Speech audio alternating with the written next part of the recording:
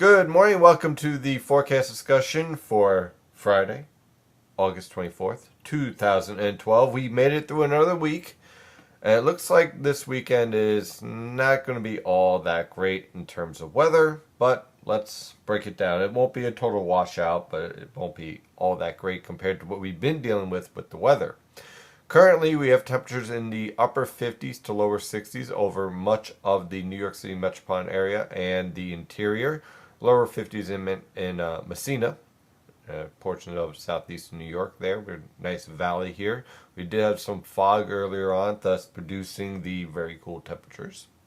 Along the coast, we have temperatures ranging from the mid 60s to the lower 70s in the Philadelphia metropolitan area.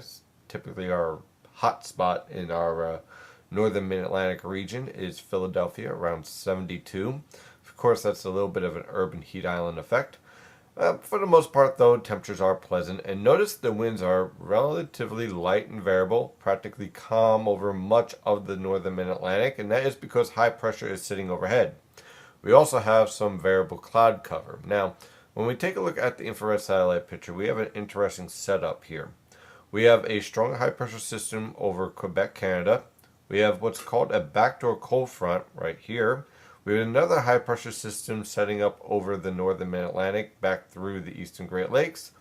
And we have an area low pressure developing around the Carolinas. Now, the moisture from the low pressure system over the southeast is starting to move into the northern mid-Atlantic, producing variable cloud cover over portions of the northern mid-Atlantic and some scattered cloud cover as well. Now, there won't be any precipitation with these clouds at all, but we will be dealing with sun clouds throughout the rest of the afternoon into tomorrow afternoon.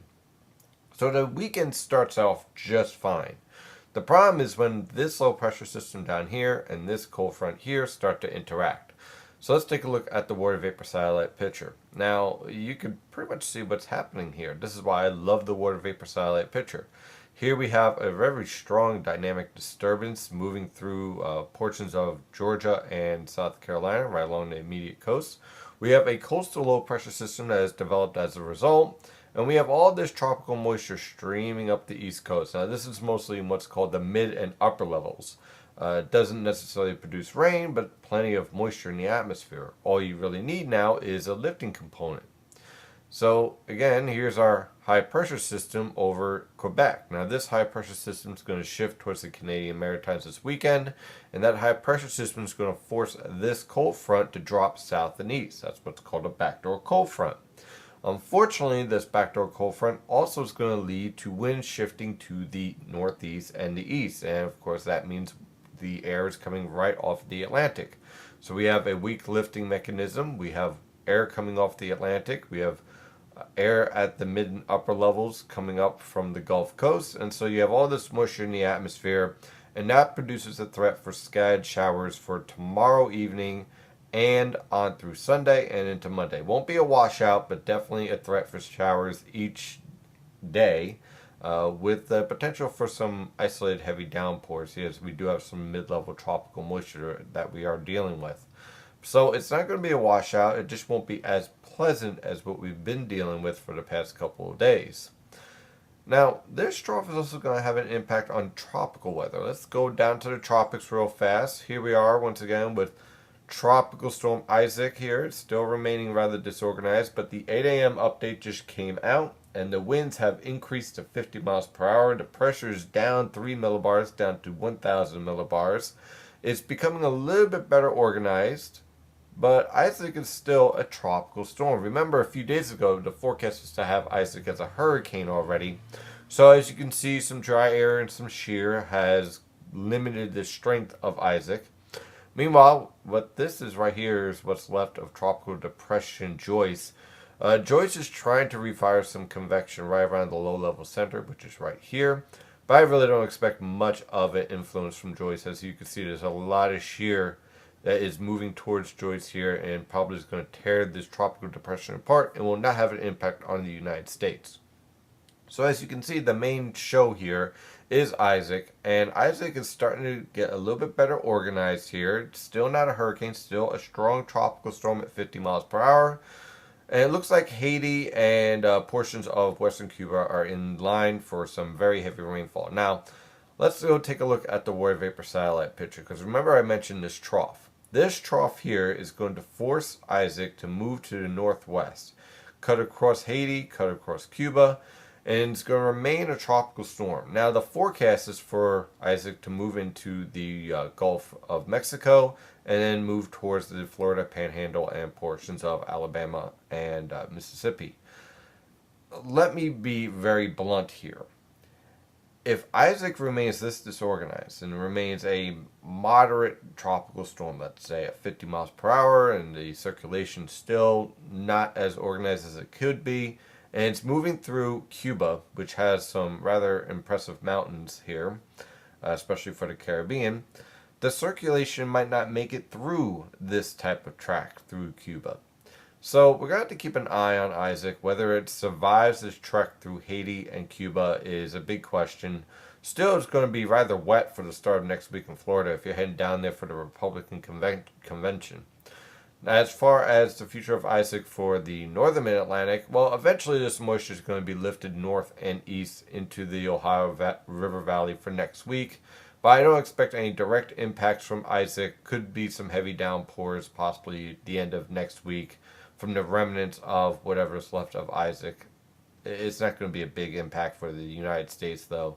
And if anyone's worried about Joyce, as you can see, this strong upper level low is tearing Joyce apart, which is down here. And I really don't expect much of a future impact from Joyce. In fact, this forecast right here might be a bit optimistic for the tropical depression. It might not even last that long. It might just be an extratropical low pressure system by that point, and really have no impact on the United States. So as you can see, El Nino is starting to take shape with more shear and more, let's just say, extratropical low pressure systems, cold core low pressure systems in the Atlantic, and not so much of a favorable environment for tropical lows. So let's get back to the United States and back towards our area using the GFS model guidance from the Penn State EWOL website.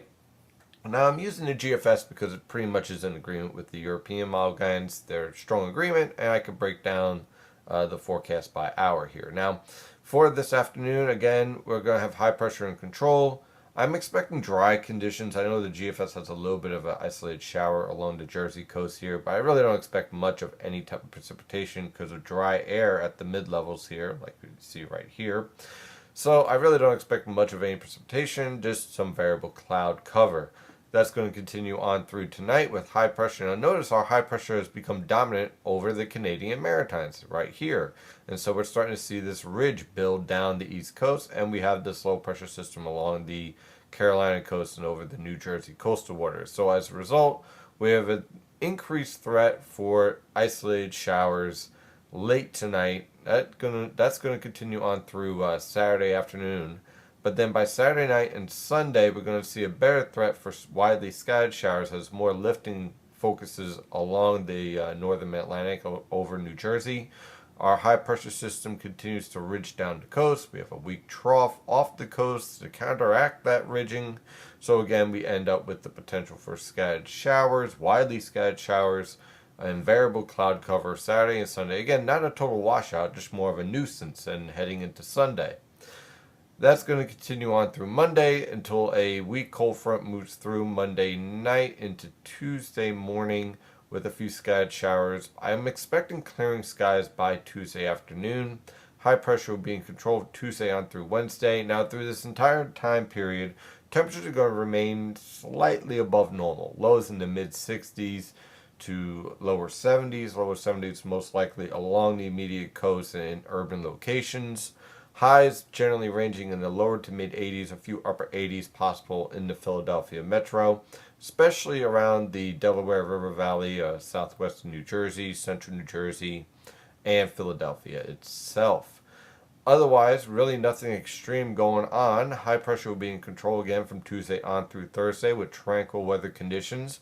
And then whatever is left of Isaac is going to lift up into the Tennessee River Valley and eventually is entrained in this trough right here.